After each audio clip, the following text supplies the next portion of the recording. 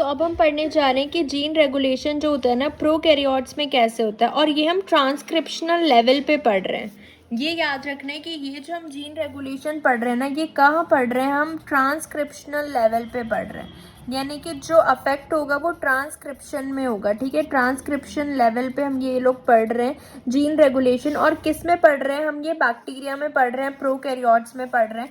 तो बैक्टीरिया के अंदर जो जीन रेगुलेशन होती है ना, वो दो तरीके की होती है। एक हमारे पास होती है पॉजिटिव रेगुलेशन एंड एक हमारे पास होती है नेगेटिव रेगुलेशन। ठीक है, तो जो पॉजिटिव रेगुलेशन होती है ना एंड जो नेगेटिव रेगुलेशन होती है, इसमें क्या डिफरेंस होता है।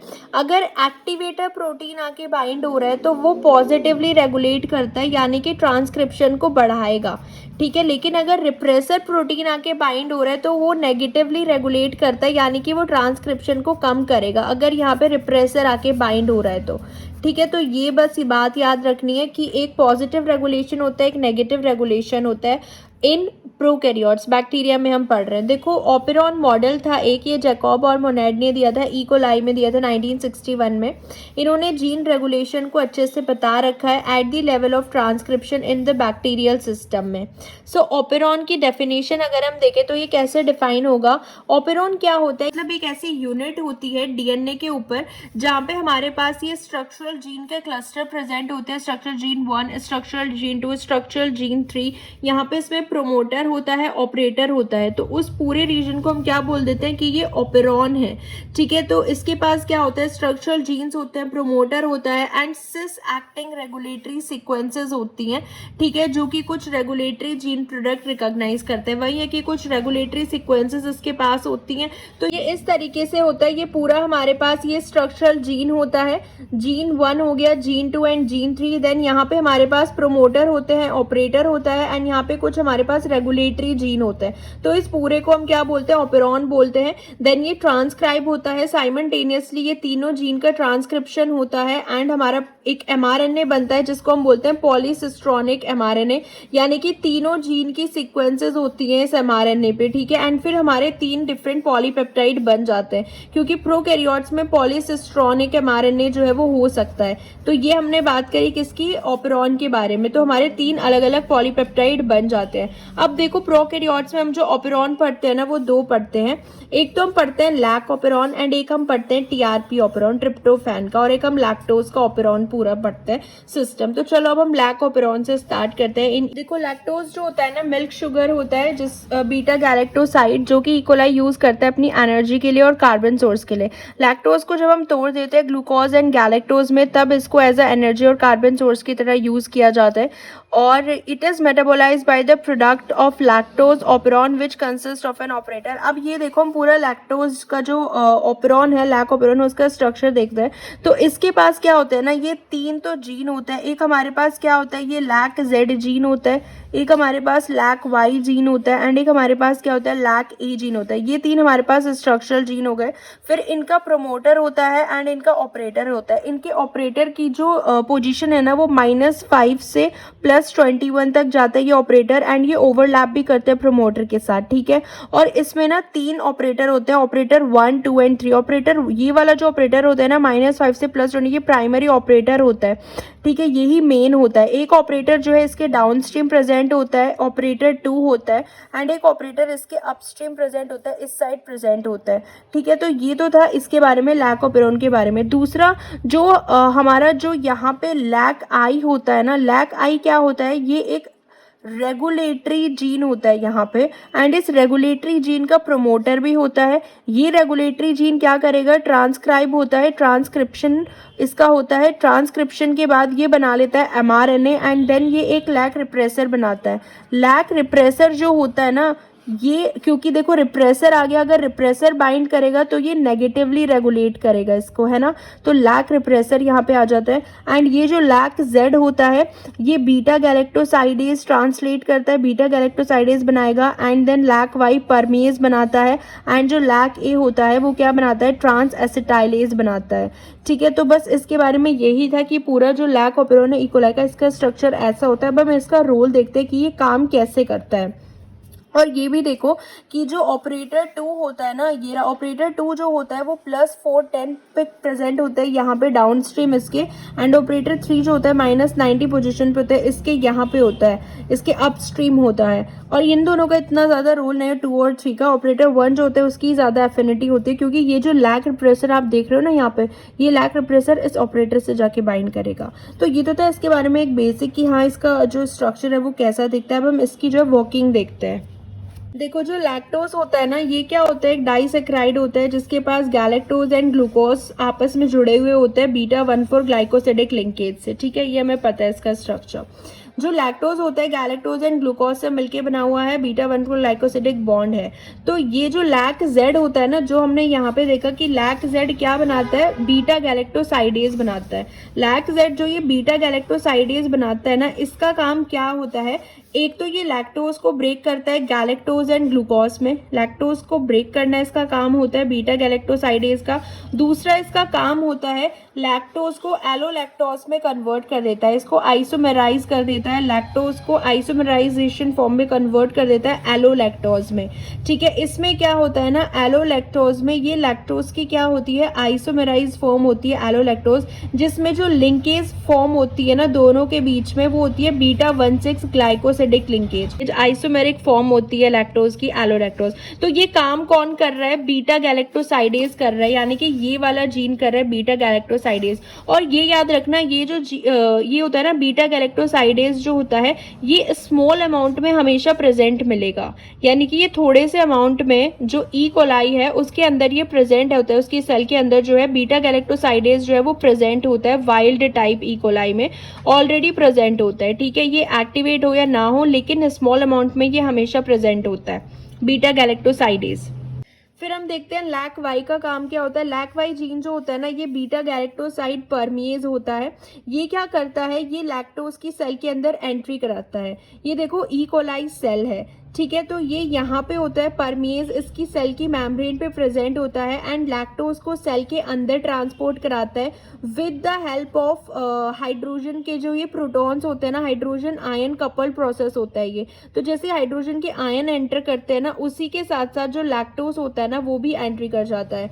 सो ये क्या करता है, ट्रांसपोर्ट लैक्टोज को अंदर ट्रांसपोर्ट करता है अलॉन्ग विद द प्रोटॉन, तो इसलिए इसको हम प्रोटॉन लैक्टोज सिम्पोर्टर भी बोलते हैं। तो ये एक सेकेंडरी एक्टिव प्रोसेस होता है ना लैक्टोज का, सेकेंडरी एक्टिव ट्रांसपोर्ट होता है। सेकेंडरी सिम्पोर्टर हम इसलिए बोल रहे हैं क्योंकि दोनों एक ही डायरेक्शन में मूव कर रहे हैं, हाइड्रोजन आयन भी सेल के अंदर जा रहा है, लैक्टोज भी सेल के अंदर जा रहे हैं, तो इसलिए हम इसको सेकेंडरी एक्टिव प्रोसेस बोलते हैं, secondary active transport of lactose with the help of permease. अब ये जो लास्ट जीन हमारा बचा है, that is lac A gene. ये कौन सा एंजाइम बनाता है, ये बनाता है बीटा गैलेक्टोसाइड ट्रांस एसिटाइलेज। इसका लैक ऑपेरॉन में इतना ज्यादा रोल नहीं है। गैलेक्टोसाइड ट्रांस एसिटाइलेज जो होता है ये बेसिकली डिटॉक्सिफिकेशन में रोल प्ले करता है। ये एसिटाइल ग्रुप को ट्रांसफर करता है from acetyl coenzyme A to beta galactosidase, and इसका रोल जो है डिटॉक्सिफिकेशन में होता है। ठीक है, तो हमने तीनों जीन का देख लिया कि लैक जो हमारा बीटा गैलेक्टोसाइडेज होता है, ये जो है लैक्टोज को ब्रेक करता है किसमें, ग्लूकोज एंड गैलेक्टोज में, और जो लैक्टोज को आइसोमराइज करता है एलोलैक्टोज में। परमिएज जो है लैक्टोज का ट्रांसपोर्ट कराता है inside the cell by the help of secondary active transport, and उसको हम प्रोटॉन लैक्टोज इम्पोर्टर बोलते हैं, एंड ट्रांस एसिटाइलेज डिटॉक्सिफिकेशन में रोल प्ले करता है। तो इन तीनों का हमने रोल देख लिया है, ठीक है, कि क्या क्या इनका रोल होता है। अब ये जो परमिएज होता है ना एंड जो हमारा बीटा गैलेक्टोसाइडेज होता है, परमिएज एंड बीटा गैलेक्टोसाइडेज ये स्मॉल अमाउंट में ऑलरेडी प्रेजेंट होता है। देखो ये हमारा परमिएज है, ये बीटा गैलेक्टोसाइडेज है। अगर हमारा ग्लूकोज एब्सेंट होता है ना, अगर हमारे पास ग्लूकोज नहीं है, मीडिया है ये जिसमें ग्लूकोज नहीं है, तो उस टाइम पे हमारा क्या होता है, लैक ऑपेरॉन जो है वो ऑन होना चाहिए, क्योंकि अगर ग्लूकोज नहीं है तो वो लैक्टोज को ही यूटिलाइज करेगी सेल। तो इसलिए परमिएज जो है वो स्मॉल अमाउंट में जो है प्रेजेंट होता है, जो कि लैक्टोज को सेल के अंदर डालेगा, एंड देन बीटा गैलेक्टोसाइडेज जो है लैक्टोज को ब्रेक करता है गैलेक्टोज एंड ग्लूकोज में, एंड तब ई कोलाई को यूज करता है as a energy and carbon source. ठीक है, अगर ग्लूकोज एब्सेंट है तो। सो बैक्टीरियल सेल में परमीज एंड बीटा गैलेक्टोसाइडेज जो होते हैं ना, मिनिमम लेवल इनका हमेशा मेंटेन रहता है। अब हम देखते हैं कि इसका रेगुलेशन कैसे होता है। अब देखो सबसे पहले ये जो लैक ऑपेरॉन है ऑफ होता है लैक ऑपेरॉन ऑफ कैसे देखते हैं, ये ऑफ कैसे होता है। सबसे पहले तो हमारा जो प्रोमोटर होता है इसका रेगुलेटरी जीन का प्रोमोटर एंड रेगुलेटरी जीन जो हमारा होता है रिप्रेसर, जो कि लैक रिप्रेसर प्रोटीन बनाता है। तो रेगुलेटरी जीन ने हमारा क्या बनाया, लैक रिप्रेसर प्रोटीन, जो कि एक टेट्रामेरिक प्रोटीन होता है। ठीक है ये क्या करता है, टेट्रामेरिक प्रोटीन आके ऑपरेटर से बाइंड कर जाएगा। जैसे कि ऑपरेटर से बाइंड करेगा, आरएनए पॉलीमरेज प्रोमोटर पे नहीं आ सकता एंड स्ट्रक्चरल जीन का नहीं होता है कोई भी ट्रांसक्रिप्शन एंड ट्रांसलेशन, यानी कि हमारा जो है आरएनए पॉल यहाँ पे बाइंड नहीं कर सकता प्रोमोटर पे एंड ये जो जीन है स्ट्रक्चरल जीन, इनसे हमारे जो एंजाइम से प्रोटीन है वो नहीं बनेंगे। और ये तभी होगा, this only happen when bacteria has sufficient glucose, क्योंकि अगर हमारे पास ग्लूकोज है तो बैक्टीरिया के पास अगर ग्लूकोज है तो उसे लैक्टोज को यूज करने की जरूरत ही नहीं है। तो बेसिकली अगर ग्लूकोज नहीं है तो अगर ग्लूकोज है सफिशिएंट ग्लूकोज है तो उस टाइम पे हमें लैक ऑपेरॉन ऑफ रखना है। और लैक ऑपेरॉन को ऑफ रखने के लिए हमारे पास ये लैक रिप्रेसर प्रोटीन होता है, टेट्रामेरिक प्रोटीन, जो कि ऑपरेटर से बाइंड कर जाता है एंड देन ये स्ट्रक्चरल जीन जो है ट्रांसक्राइब नहीं होते हैं। तो इस केस में हमारा लैक ऑपेरॉन जो होता है वो बंद होता है, ऑफ रहता है। ठीक है, तो ये समझ में आया इसमें कि ये क्या हो रही है, इसको हम बोल रहे हैं नेगेटिव रेगुलेशन। नेगेटिव रेगुलेशन क्यों बोल रहे हैं, क्योंकि रिप्रेसर प्रोटीन बन रहा है एंड वो ऑपरेटर से बाइंड हो रहा है। देखो केस 1 हमने देखा है कि अगर लैक्टोज एब्सेंट है तो रिप्रेसर जो होगा वो ऑपरेटर से बाइंड कर जाएगा एंड ऑपेरॉन जो है वो रिप्रेस्ड हो जाएगा। यानी कि अगर हमारे पास लैक्टोज नहीं है तो उस पॉइंट पे हमारा जो ऑपेरॉन है वो भी क्या रहेगा, ऑफ रहेगा। सो लैक ऑपेरॉन ऑफ रहेगा अगर हमारे पास लैक्टोज नहीं है तो, क्योंकि हमारा क्या बनेगा, रिप्रेसर प्रोटीन बनेगा, वो ऑपरेटर से बाइंड कर जाएगा, जो हमने अभी देखा। दूसरा केस देखो, अगर हमारे पास लैक्टोज प्रेजेंट है उस केस में क्या होता है, अगर लैक्टोज हमारे पास प्रेजेंट होता है ना तो जो लैक्टोज होता है वो एलोलैक्टोज में कन्वर्ट हो जाता है। लैक्टोज एलोलैक्टोज में कन्वर्ट हो जाता है क्योंकि बीटा गैलेक्टोसाइडेज जो जीन है वो ऑलरेडी थोड़ा बहुत मिनिमम लेवल पे प्रेजेंट होता है। तो अगर जब प्रोटीन बनता है ना, ये जो रिप्रेसर प्रोटीन बनता है, तो ये जो एलोलैक्टोज होता है ना, ये इस रिप्रेसर प्रोटीन से बाइंड कर जाता है। तो रिप्रेसर जो है वो इनएक्टिव हो जाता है और जब ये रिप्रेसर से बाइंड करेगा, रिप्रेसर ऑपरेटर से बाइंड नहीं कर पाएगा तो आरएनए पॉलीमरेज बाइंड करेगा एंड ये जो हमारे लैक जीन है, स्ट्रक्चरल जीन, ये अपना ट्रांसलेशन ट्रांसक्रिप्शन करेंगे एंड इसको हम बोलते हैं basal level of transcription. So basal level of transcription कब हो रही है, जब हमारे पास लैक्टोज है, लैक्टोज हमारे पास प्रेजेंट है। अगर लैक्टोज होगा तो ये ऑन रहेगा और ये बेसल लेवल ऑफ ट्रांसक्रिप्शन होता है।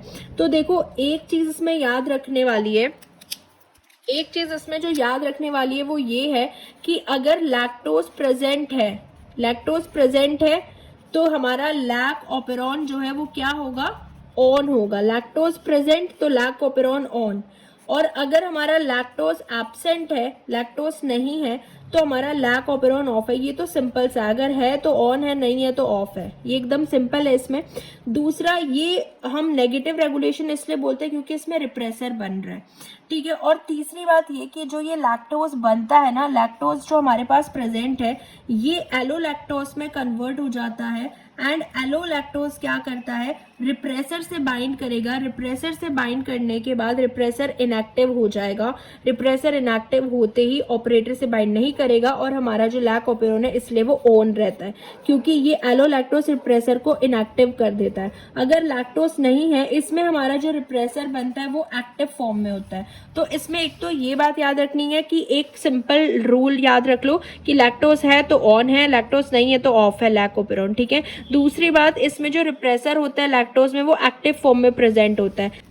ठीक है, और इसी तरीके से जो हमारा लैक रिप्रेसर होता है उसके पास दो बाइंडिंग साइट होती है, एक डीएनए बाइंडिंग साइट जिसमें वो ऑपरेटर से बाइंड करता है डीएनए पे, एक एलोस्टेरिक साइट होती है जिससे वो एलोलैक्टोज से बाइंड करता है। तो एलोस्टेरिक साइट से वो किससे बाइंड करता है, एलोलैक्टोज से बाइंड करता है। देखो अब हम इंड्यूसर की बात कर रहे हैं कि जिस चीज़ से ये जो लैक ऑपेरॉन है ये इंड्यूस हो रहा है। सबसे पहले तो जो एपेरेंट इंड्यूसर होता है वो हमारा लैक्टोज होता है। अगर लैक्टोज अपीयर्ड हुआ तभी तो वो एलोलैक्टोज में कन्वर्ट होता है ना। लैक्टोज अगर होगा तो वो एलोलैक्टोज में कन्वर्ट होगा एंड देन एलोलैक्टोज जो है वो किससे बाइंड करेगा, लैक रिप्रेसर से बाइंड करेगा। एंड लैक रिप्रेसर से बाइंड करते ही हमारा जो जीन का ट्रांसक्रिप्शन है वो होगा, क्योंकि रिप्रेसर ऑपरेटर से बाइंड नहीं कर पाएगा। तो लैक्टोज तो होना ही चाहिए एपेरेंट इंड्यूसर, लेकिन जो एक्चुअल इंड्यूसर होता है वो तो हमें पता है कि एलोलैक्टोज होता है, क्योंकि एलोलैक्टोज ही तो बाइंड करता है ना जाके किससे, रिप्रेसर से। उसके बाद एक ग्रेटिट्यूस इंड्यूसर भी हम देखते हैं जो कि सिंथेटिक इंड्यूसर होता है, सिंथेटिक एनालॉग होता है ये लैक्टोज का। इसको हम बोलते हैं IPTG। एंड IPTG का जो फुल फॉर्म होता है वो होता है आइसोप्रोपाइल थियोगैलेक्टोसाइड। ठीक है, तो ये एक सिंथेटिक नॉन मेटाबोलाइजेबल एनालॉग होता है लैक्टोज का, जो कि इंड्यूसर की तरह काम करता है। ये नॉन मेटाबोलाइजेबल होता है, मतलब ये खुद मेटाबोलाइज नहीं होता इस प्रोसेस में। हाउएवर ये जो दोनों होते हैं एपेरेंट एंड एक्चुअल इंड्यूसर, ये मेटाबोलाइज हो जाते हैं। सो अगर आप कंक्लूजन निकालो, देखो लैक ऑपेरॉन हमने पूरा पढ़ लिया, तो ये एक इंड्यूसिबल ऑपेरॉन होता है। इंड्यूसिबल का मतलब होता है कि अगर लैक्टोज है तो ये ऑन है, अगर लैक्टोज नहीं है तो ये ऑफ है। यानी कि लैक्टोज के होने से ये इंड्यूस हो रहा है, ये ऑन हो रहा है लैक्टोज के होने से, तो ये इंड्यूसिबल ऑपेरॉन होता है। दूसरा जो लैक ऑपेरॉन होता है ये नेगेटिवली होता है, नेगेटिवली इंड्यूसिबल ऑपेरॉन। नेगेटिवली हम इसलिए बोल रहे हैं क्योंकि इसमें रिप्रेसर इन्वॉल्व है, क्योंकि रिप्रेसर जाके बाइंड करता है, तो ये नेगेटिवली इंड्यूसिबल ऑपेरॉन होता है। कौन, लैक ऑपेरॉन। ठीक है, इंड्यूसिबल का याद रखना कि यानी कि लैक्टोज की प्रेजेंस में वो ऑन होता है, तो लैक्टोज इसको इंड्यूस कर रहा है। इंड्यूसिबल ऑपेरॉन होता है और नेगेटिवली यानी कि रिप्रेसर इसमें बाइंड करता है। तो ये था हमारा लैक ऑपेरॉन के बारे में, यानी कि ये नेगेटिव रेगुलेशन जो होता है, और ये कब होगा, जब हमारा ग्लूकोज एब्सेंट होगा।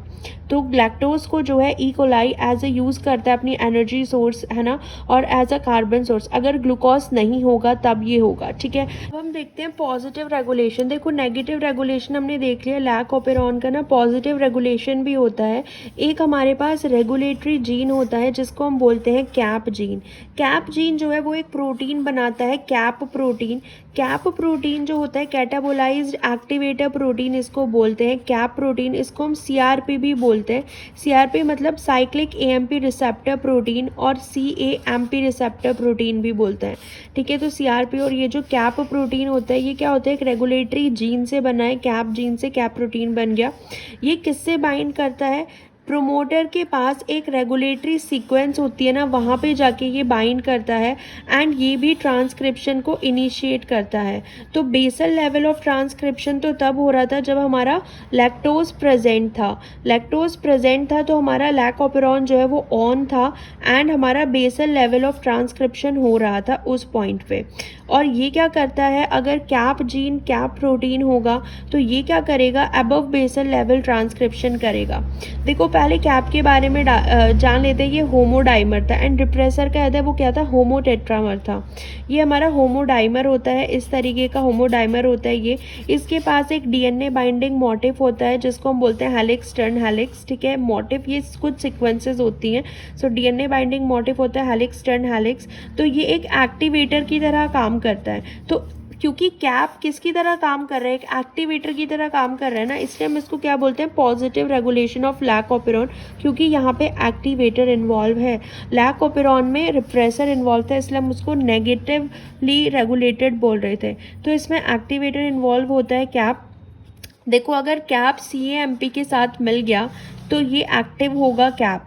अगर कैप को CAMP नहीं मिला तो ये इनएक्टिव होगा। तो कैप किस पे डिपेंड करता है, CAMP की प्रेजेंस पे।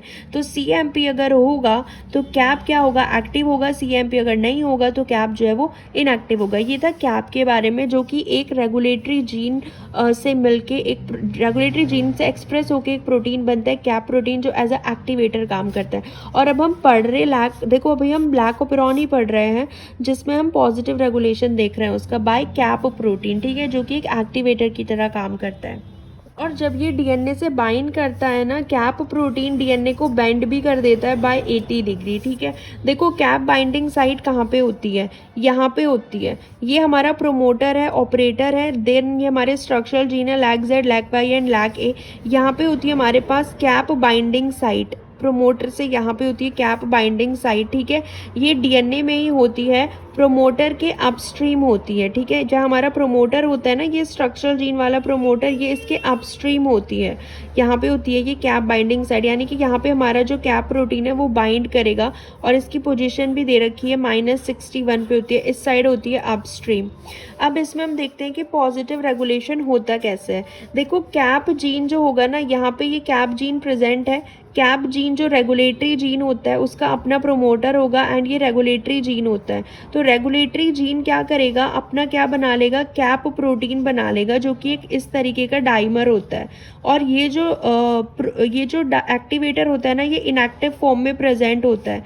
जैसे इसको कैप मिलेगा, ये हमारा कैप प्रोटीन हो गया, कैप जीन से हमने क्या बनाया, कैप प्रोटीन बनाया। जैसे इसको CAMP मिला, CAMP जैसे इसके ऊपर बाइंड करेगा, ये ब्लैक CAMP है, तो ये एक्टिव हो जाता है। तो ये अभी इनएक्टिव था, CAMP मिलते ही ये एक्टिव हो गया। और जब हमारा कैप प्रोटीन एक्टिव हो जाएगा, ये अपनी कैप बाइंडिंग साइट पे प्रेजेंट जाके बाइंड कर जाता है, कैप बाइंडिंग साइट जो प्रोमोटर के अपस्ट्रीम होती है। और जैसे कि कैप बाइंडिंग साइट यहाँ पे बाइंड होती है ना, तो जो RNA पॉलीमरेज होता है ना, ये किसके साथ इंटरेक्ट करती है, जो RNA पॉलीमरेज की अल्फा CTD टेल होती है। क्योंकि हमने देखा है कार्बोक्सी टर्मिनल डोमेन होता है ना अल्फा सब यूनिट के पास। प्रोकैरियोट्स में एक ही RNA पॉलीमरेज होता है, 2 अल्फा सब यूनिट होती है, बीटा बीटा प्राइम है ना, ये हमने पढ़ा था।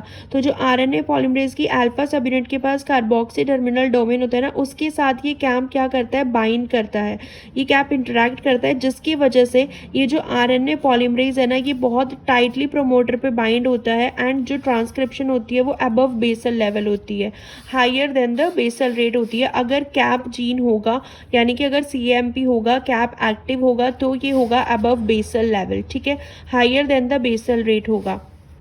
तो ये याद रखना कि ट्रांसक्रिप्शन ऑन होती है, ठीक है। अगर CAMP होगा और वो कैप से बाइंड करेगा, कैप एक्टिव हो जाएगा, तो हमारी ट्रांसक्रिप्शन ऑन हो जाएगी एंड हमारा जो ट्रांसक्रिप्शन है वो higher than the basal rate होगा, ठीक है। तो ये आई होप ये क्लियर हुआ होगा।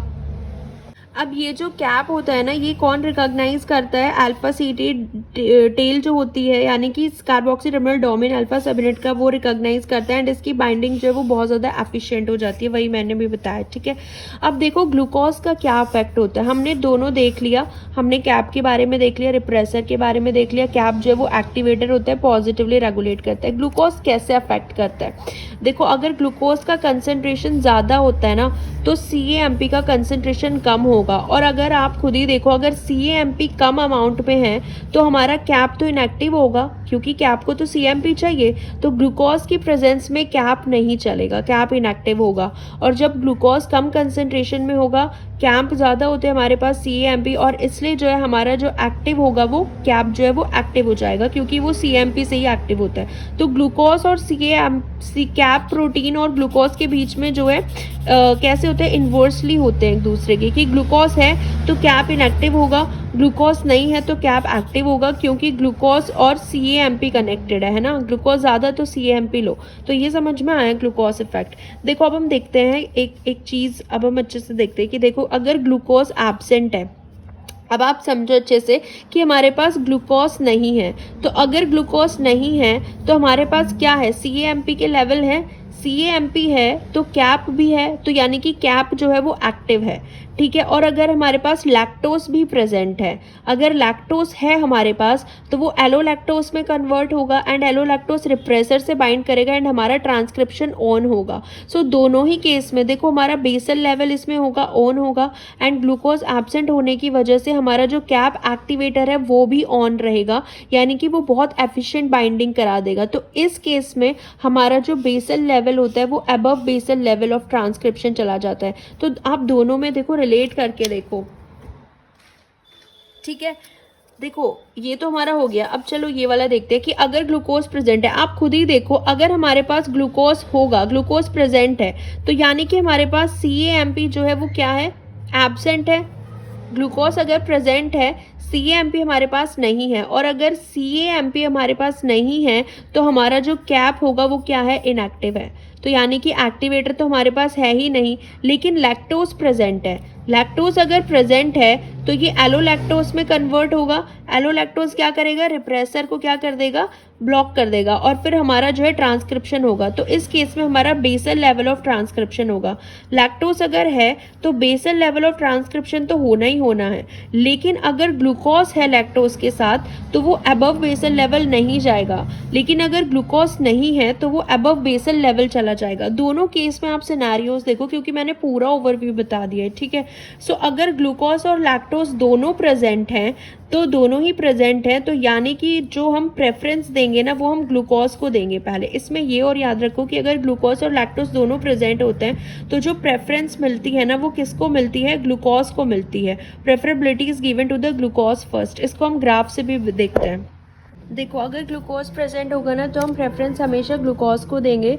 जैसे कि ये जो बैक्टीरिया का ग्रोथ कर्व हम देखते हैं तो इसमें एक डाइऑक्सिक ग्रोथ कर्व ही हमें देखने को मिलता है। पहले इसमें आती है लैग फेज, ठीक है, उसके बाद जो है ना लैग फेज आती है, फिर लॉग फेज आती है जिसमें वो ग्लूकोज को जो है यूटिलाइज कर रहे हैं, ठीक है। लैग फेज में प्रिपेयर करता है, देन लॉग फेज में ग्लूकोज को यूटिलाइज करता है, एंड जब हमारा ग्लूकोज जो है वो खत्म हो जाता है ना उसके बाद हमारी यहाँ पे एक शॉर्ट लैग फेज आती है थोड़ी सी, जहाँ पे वो अपने आप को प्रिपेयर करता है लैक्टोज को यूटिलाइज करने के लिए। उसके बाद वो फिर लैक्टोज को यूटिलाइज करता है। सो इसलिए डाइऑक्सिक ग्रोथ कर्व में ग्लूकोज जो होता है वो पहले यूटिलाइज होता है। So lag phase then log phase में कर्व आता है जब वो ग्लूकोज को यूटिलाइज करता है, फिर एक शॉर्ट लैग फेज आती है जहाँ वो अपने आप को प्रिपेयर करता है लैक्टोज को यूटिलाइज करने के लिए, फिर लैक्टोज को यूटिलाइज करता है। तो पहला जो प्रेफरेंस दिया जाता है वो ग्लूकोज को दिया जाता है। सो एक लैग फेज आती है बिटवीन टू लॉग फेज, तो दो लॉग फेज के बीच में एक शॉर्ट लैग फेज होता है। ड्यूरिंग द फर्स्ट फेज जो होता है एक्सपोनेंशियल ग्रोथ में बैक्टीरिया यूटिलाइजेस ग्लूकोज। जब तक ग्लूकोज कंप्लीटली एग्जॉस्ट नहीं हो जाता है तब तक वो ग्लूकोज को ही यूज करेगा। फिर एक शॉर्ट लैग फेज आता है जिसमें जो बैक्टीरिया है वो एंजाइम को सिंथेसाइज करता है जिसकी उसको ज़रूरत होती है for the use of lactose. फिर सेकेंड फेज जो एक्सपोनेंशियल ग्रोथ आता है, ये सेकेंड फेज में वो क्या करता है, लैक्टोज को यूटिलाइज करता है। तो इस केस में ऐसे ही होता है, ठीक है। तो ये डाइऑक्सिक ग्रोथ कर्व देखने को मिलता है। अगर ग्लूकोज प्रेजेंट है तो हम ग्लूकोज को प्रेफरेंस देते हैं, ठीक है। देखो इसमें भी हम देख सकते हैं टाइम आवर्स, पहला ग्लूकोज का यूटिलाइजेशन होता है, फिर एक शॉर्ट लैग फेज आता है, उसके बाद लैक्टोज का यूटिलाइजेशन होता है। सो ये होता है डाइऑक्सिक ग्रोथ और कैटाबोलाइट रिप्रेशन इन ई कोलाई। इसी तरीके से हम इसको स्टडी करते हैं। तो हम चलो साथ में देखते हैं कि अगर ग्लूकोज का कंसनट्रेशन लो है, आप खुद ही बताओगे इसको, ठीक है। अगर ग्लूकोज का कंसनट्रेशन हमारे पास कम है, ठीक है, और फिर लैक्टोज का कंसनट्रेशन भी कम है, अगर लैक्टोज का कंसंट्रेशन भी कम है, अब खुद ही बताओ आप, अगर ग्लूकोज का कंसंट्रेशन कम है तो यानी कि हमारे पास CAMP जो है वो क्या होंगे, ज़्यादा होंगे, CAMP ज़्यादा होंगे। CAMP अगर ज़्यादा है तो यानी कि जो कैप हमारा प्रोटीन है वो एक्टिव होगा, ठीक है, जो कि अबव बेसल लेवल कराता है। अब यहाँ पे बोल रहे हैं लैक्टोज का कंसंट्रेशन कम है, यानी कि लैक्टोज नहीं है। अगर लैक्टोज नहीं है तो यानी कि रिप्रेसर तो बाइंड कर जाएगा ना, लैक्टोज नहीं है तो ये तो ऑफ होगा। और अगर लैक्टोज वाला ही ऑफ है और ग्लूकोज वाली कंसंट्रेशन और सिर्फ कैप प्रेजेंट है तो इस केस में हमारा जो आएगा वो आता है लो, यानी कि बिलो बेसल लेवल आता है, बिलो बेसल लेवल आएगा। इसमें आप देख भी सकते हो, क्योंकि अगर ग्लूकोज का कंसंट्रेशन कम है, लैक्टोज का भी कंसंट्रेशन कम है, तो इस केस में हमारे पास क्या आता है, बिलो बेसल लेवल आता है, लेवल ऑफ ट्रांसक्रिप्शन।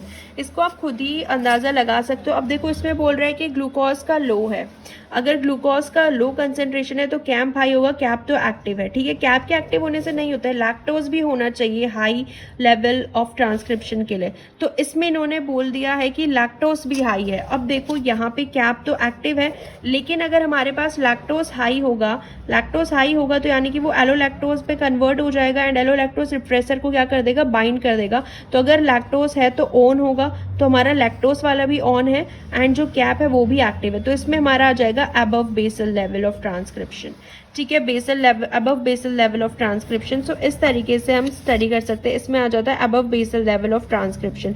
अब देखो इसमें ग्लूकोज का कंसंट्रेशन ज़्यादा है, अगर ग्लूकोज का कंसंट्रेशन हाई है तो CAMP लो होगा, तो इसमें कैप जो है वो तो इनएक्टिव है, कैप वाला काम नहीं करेगा जो हाई लेवल बना पाता है। लेकिन लैक्टोज का कंसंट्रेशन इसमें हाई है, अगर लैक्टोज है तो ट्रांसक्रिप्शन होगा, ऑन है, क्योंकि वो इंड्यूसिबल होता है। तो इसलिए अगर लैक्टोज का कंसंट्रेशन हाई है तो इस केस में हम बोल देंगे कि हमारा बेसल लेवल ट्रांसक्रिप्शन जाता है। ठीक है, और इस केस में हमारा लो बेसल लेवल ट्रांसक्रिप्शन होगा। इस तरीके से ये ग्लूकोज एंड लैक्टोज का कंसंट्रेशन जो है अफेक्ट करता है किसको, ट्रांसक्रिप्शन लेवल को। ठीक है, आप इसका यहाँ से स्क्रीनशॉट ले सकते हो कि हाँ ये लैक्टोज का अगर लो होगा तो ये इस तरीके से low basal level, high basal level इस तरीके से होता है। ठीक है, तो ये ऐसे जो है